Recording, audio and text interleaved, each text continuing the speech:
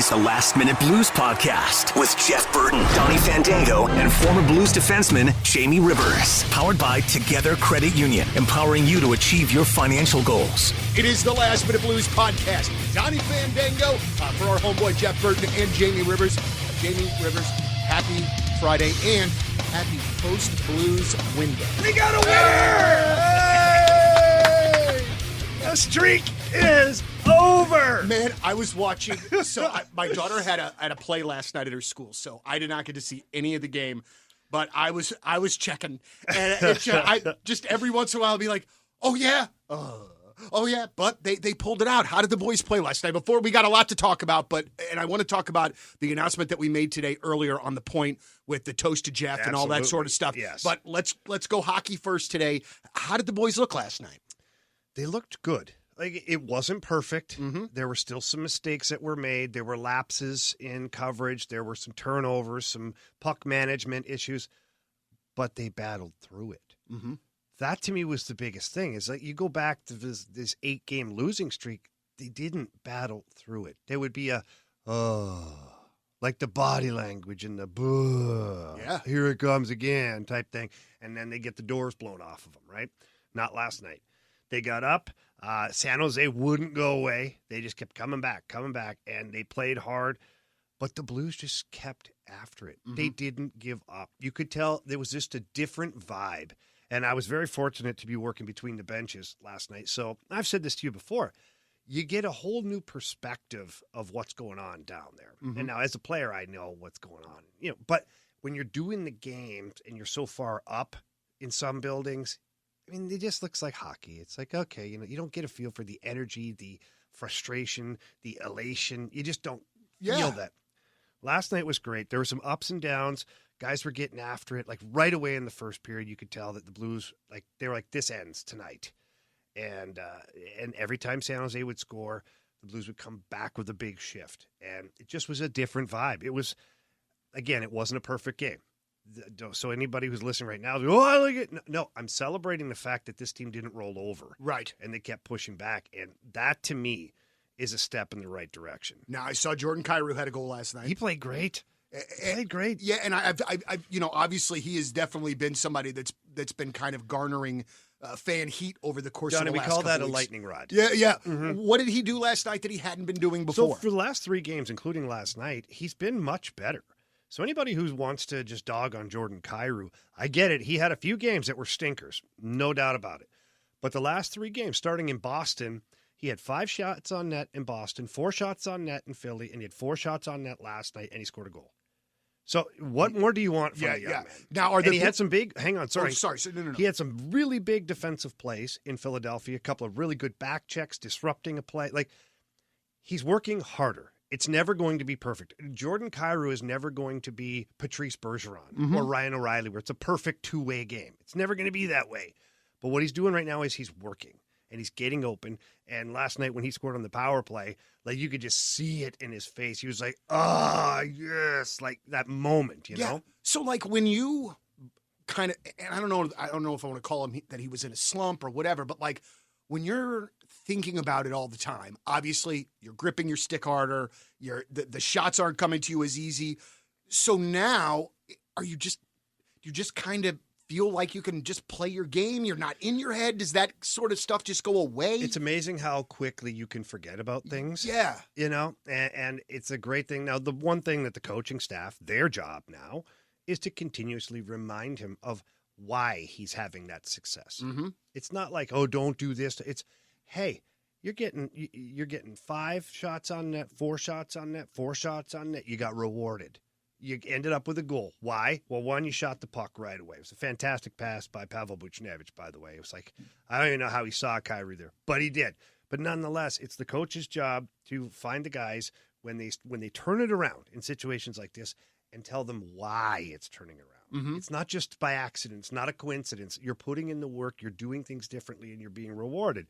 So for me, that's the biggest thing is now you've got Kyrou in a nice frame of mind to take advantage of that. This is when the coaching can happen, not just for Jordan Kyrou, but for any of the Blues players who had a good game last night, and they all played very hard. I really have a hard time finding one guy who didn't play well. Not everybody played great, but you could tell that they played well. And, man, let's talk about that fourth line. I know you didn't get a chance to see the game last night. Wow.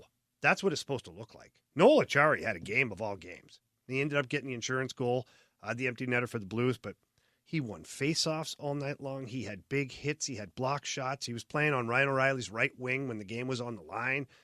And Alexandrov, okay, this guy can stay. I'm in. Yeah. Oh, I'm in. What was it? What was it about him?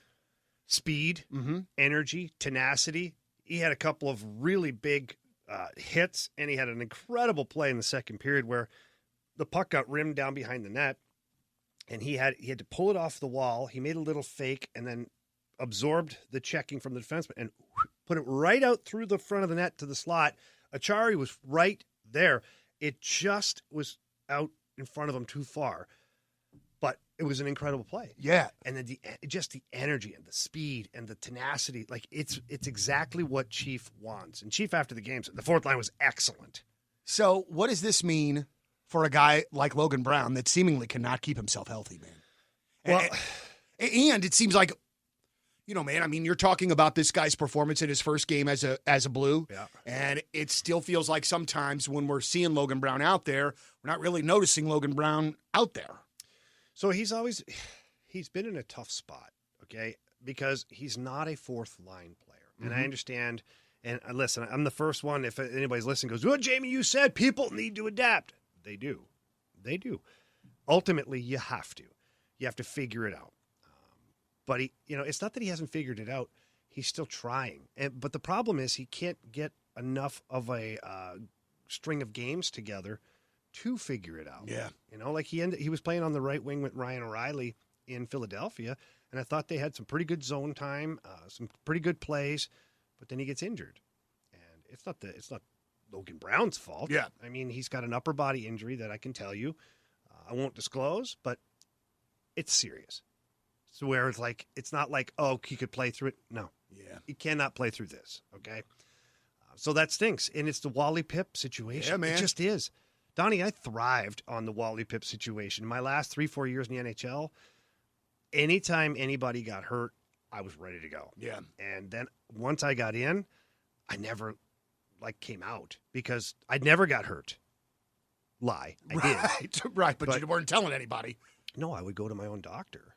I'd leave the rink, go to my own doctor, my own therapist. I was doing everything away from the rink. It's one point where the trainers called me RoboCop. He's like, this guy's never hurt. Meanwhile, I'm dragging a leg behind me. I shouldn't be laughing at this at all. Well, it's because the fear of the coach, because the coach talks to the trainer every day. Right. And who's hurt? Who's in the training room today? What's wrong with them? Rivers was in here, and I was hurt all the time because of the way I played. Yeah. So if it's every day I'm in the training room, well, let's give him a break. He's obviously, I don't want that break. Coach probably said, well, is he never? No, never in here. Okay. Yep. Suiting him up. So to get back on topic, though, a young player has to put a string of games together. So Logan Brown has to heal, and he has to continue to work hard. There's no rolling over and just being like, oh, I give up. No, not if you want to play in the NHL long term. He's got work to do. That's it. That's the bottom line. But in the meantime, Alexandrov, Pitlick, Toropchenko, and Walker, that is a competition right now.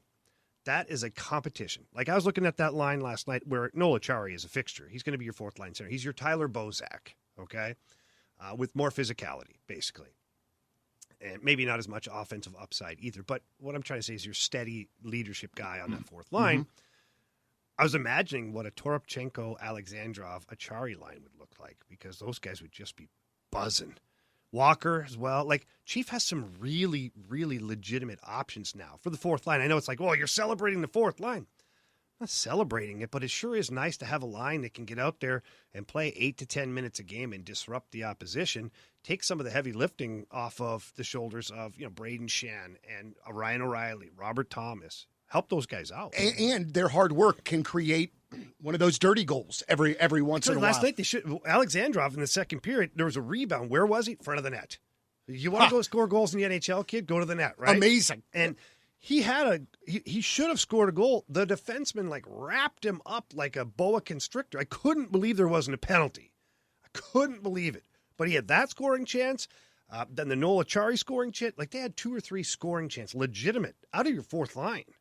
I'll take that. Yeah. So, one of the guys who's absolutely, without a doubt, one of my favorite Blues players, he has definitely struggled a bit to start the year, and you see it in his face, and that's the captain, Ryan O'Reilly. Yeah, he's having a tough go.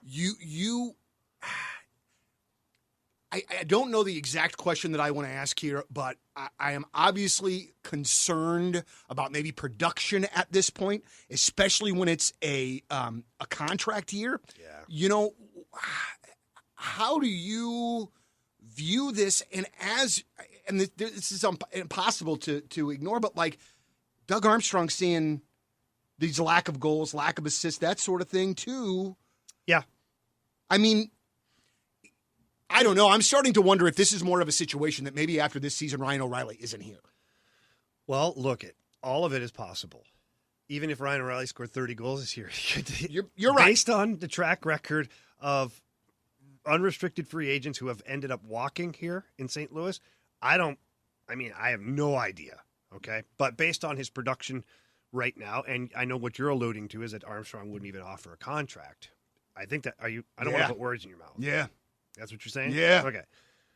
So Ryan O'Reilly is struggling statistically, there's no doubt, but he's still your pillar. Mm-hmm. Like you look at the end of the game, you look at big situations. Who goes over the boards? Ryan O'Reilly does. He doesn't have goals and assists that are piling up right now. Okay. Doesn't mean they can't get there. He's also had a revolving door of line mates, whether it's been the Kyrou experiment, whether it's Brandon Saad, who's been out for an extended period of time. Ryan O'Reilly, out of all the lines, he's had the most inconsistency out of any other centerman. So it's not an excuse. It's a fact. But I think that he will get going. He plays too much. He's too good. He's too smart not to get going. Now, does it look like, a 60 or 70 point season? No, it doesn't. It's probably going to be a 40 or 50 point season for Ryan O'Reilly at this point. Okay. But isn't that where he's trending anyways? Like overall, don't you? Like, I guess as you know he's getting older, you're kind of saying within this team. Right? Oh, yes. You're not like even last year, you didn't rely on him. You're for right. Offense. That's a great point. I didn't think about that. And so you had Tarasenko, Kyrou, Thomas, Buchnevich. Like those guys, you were relying upon them. Ryan O'Reilly was still a staple on your number one power play and the second power play in the NHL. And he wasn't, your big point getter, but he was making plays and he was a part of it. He's your penalty kill. So if Ryan O'Reilly, for me, gets 40 to 50 points and still can contribute the way he does, he's a very valuable piece to this hockey club. What do you think a deal for him looks like? I said it not too long ago. I said 3 years, $15 million. Okay. $5 million a year. And, I don't think that's outlandish. Some people are like, he's going to want 7 or 8. He might want $7 or $8 million. But if you're looking at offensive production, those guys that are getting that kind of money are producing 60 to 90 points a season. Right. So it's tough to put him in that category. I know he's got a well-rounded game and all that, but I don't know. I think 3 years, $15 million. If I was Ryan O'Reilly, and I can't speak for him, I would do that deal. See, this is when, and I'll be very forthright with you, dude. This is when my fandom supersedes my any sort of hockey brain I have. I just love that guy. I love watching him work. When the Blues are going through this losing streak, you see him at Centene with his kid shoveling in pucks. By the way, how funny was that? I mean, I think it shows the kind of friggin' leader that the dude is, man. Well, he went to Centene, and the sole purpose was to just get on the ice with his kid, okay? And what it turned out to be was he's putting his kid through the paces, like doing drills, the same drills as he's doing. Then he has his kid passing him the puck for one-timer so he can work on his one-timer. Right. Like in true Ryan O'Reilly fashion. It wasn't just taking the kid to the rink. We got some work in. What dad, by the way, goes out there full gear? If it's for the kid. Right, I guess you're right. I didn't think about that for a second. Like, if you want to be safe out there, okay, maybe you wear your helmet because, whatever. You fall, you trip. Right. But I've been on the ice so many times with my kids when I'm working with them, and it's just a tracksuit. Right. Ryan O'Reilly's out there full gear, mouth guard in, I love it so much. But again, dude, when you see that sort of thing, it's hard to not get emotionally invested in the player and the person. And he's an awesome dude. Yeah. Okay, so like that's the part too that's so hard.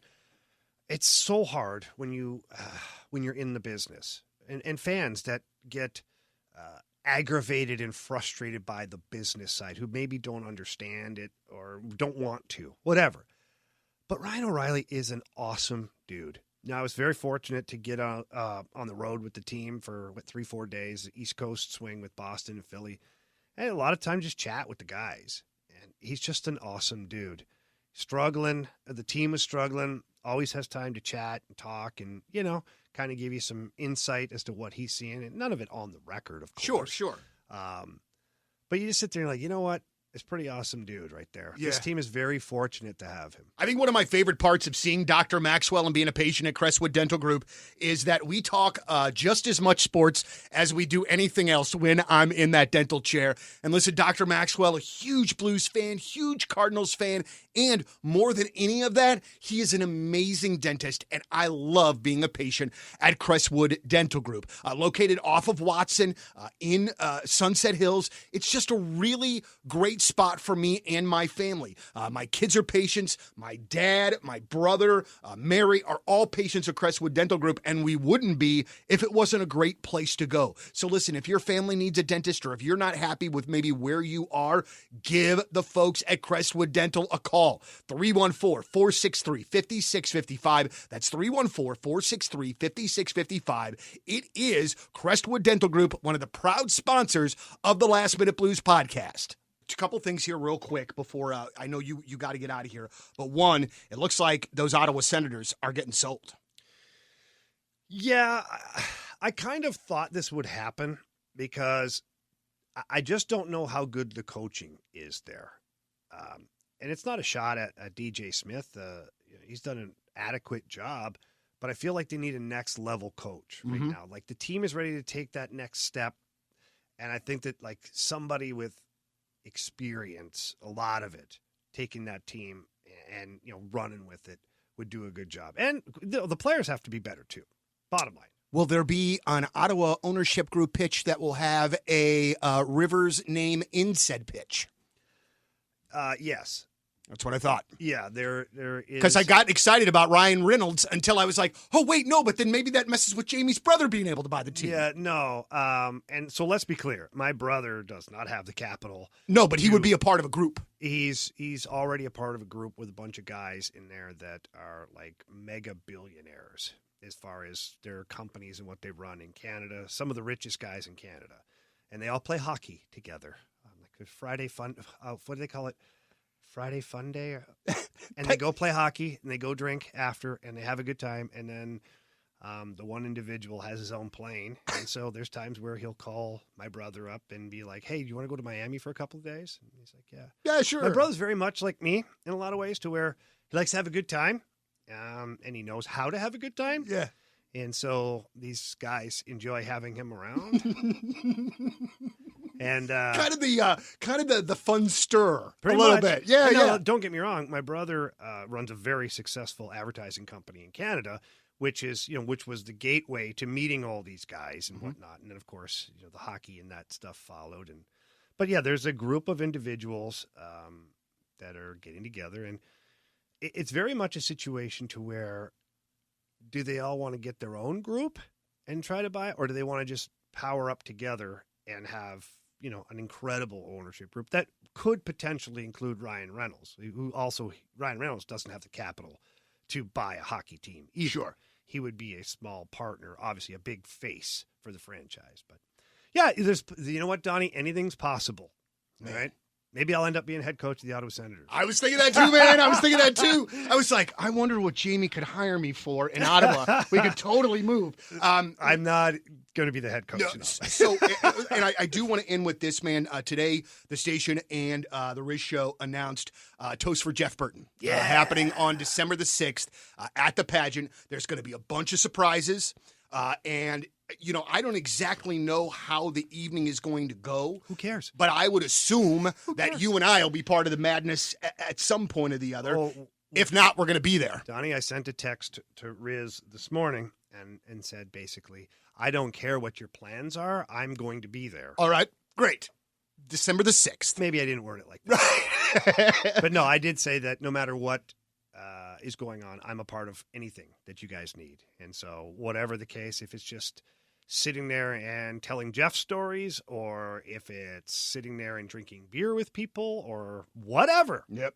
I will be there. I am so excited for it. I'm too, man. And as we're doing this, Jamie has his Burton Legend shirt on, and I have my Jeff Burton Forever shirt on. So we're doing it right on a Friday. Great minds think alike. All right, Mr. Rivers, I would like for you to have yourself a tremendous weekend. You too. I think, I'm going to do it, as a matter of fact. Good job. I've got my daughter still has 2 more performances of her play. Okay, let's get into that for a second. What's the play? It's called Puffs. It's like this Harry Potter sort of spin-off-ish sort of thing. Okay. And first of all, Are you a Harry Potter guy? don't understand a single thing about it, sir. So my girlfriend is a Harry Potter nut. Fanatic, right. Fanatic. She's seen all the movies so many times and read the books and all this. And I'm like, I don't know if I'm a magic kind of guy. Yeah. You know? That's where Now, I have offered to watch the movies. Yeah. Because I feel like that's the right thing to do. Absolutely.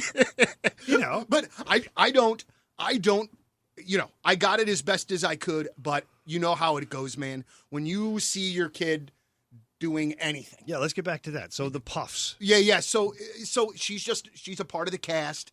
I think I told this story already on the podcast, but when she knew the auditions were coming up, she said to me, Dad, I'm going to try out for this.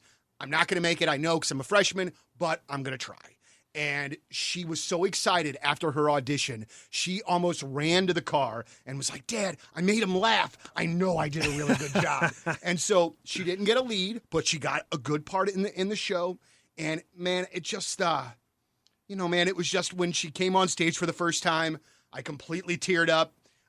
But then was able to really just enjoy not only her work, but the other kids. There's a lot to this particular production, and these kids were just absolutely on point. That's awesome. Just being able to watch it and watch her do it was so incredible. But then tonight, her mom and I aren't going. Okay. Tomorrow night we're back going with her grandparents and things, but she's so excited tonight because somebody's coming that she's looking forward to seeing, but she won't say who it is. Oh, boy. Yeah. Oh, that's awesome. So it was like, so you guys aren't coming tomorrow night? You sure you're not coming tomorrow night? You positive you're not coming tomorrow night? You should drop in now. Oh, dude, absolutely. So it was just, man, and I'm a sap, but we have these moments with our kids that bring us back to our middle, where we need to be. Mm-hmm. Because I was ticked off at the universe yesterday about some stuff around here. It was silliness. I got home and we did that, and it was just like, Yeah. And it's just wonderful, man. I'm just so goddamn lucky, and I don't take any of it for granted, man. Well, you shouldn't either. It's great. Now, speaking of parents and kids and all that, just to put a bow on all this, yeah, the Blues have their mom's trip starting today. So the moms flew in to St. Louis, and today I believe they attend practice, and the moms get to be a part of everything. So the team meetings, the power play, the penalty kill, anything that they want to be a part of, they're basically a member of the team. And then they'll fly out with the guys to Vegas. By the way, good planning, Army. Nice job. What are you going to do? Go out in Vegas with your mom there? Would you do that with your mom around? That's brilliant, It's Army. brilliant. That's brilliant. It's brilliant. So the moms would go to Vegas with the team. And then at the hotel, they're part of the pregame meal. They're part of the pregame snack. They're part of the postgame meal, everything. They literally are one of the players. And so they'll travel with them through Vegas, Colorado, end up in Chicago. I'm joining the team in Chicago to do a game there. So it's going to be fun to be a part of that. And I just know my dad got to do a trip when I was with the Red Wings. And he was pretty blown away at all of the stuff that goes on and how hard it is and how demanding it is. And, I never got a chance to have my mom go on the trip, but I always thought that would be great because the moms, honestly, they're the ones that are the glue. They are. When you're growing up and you got 3 games in 2 days and this, dads are great. Nothing wrong with that. But the moms are the glue. They make sure you get fed, that you've got your stuff, that you don't forget your jerseys, and so this is going to be awesome for the Blues to have the moms go on the trip and have them be a part of it. Is this the first year they've done a mom's trip? I think it's the first time they've done a mom's trip. They've done the dad's trip Yeah. a couple of times. But it's really, I think it's an awesome move by the team to do this. I love it. And also, too, man, I mean, those are hockey moms just like hockey dads, like you were just saying. Trips to the rink, all of that sort of thing, man. Well, you can't play crappy in front of your mom. Dude, absolutely Go back not. to the room and she's going to make sure you hear about it. Well, just like you can't go crazy in Vegas when you're there with mom either. That's right. For our homeboy, Jeff Burton, that's Jamie Rivers, Donnie Fandango. Thank you so much for listening to the Last Minute Blues podcast. As always, let's go Blues. The Last Minute Blues Podcast. Hear more at 1057thepoint.com. Powered by Together Credit Union, empowering you to achieve your financial goals.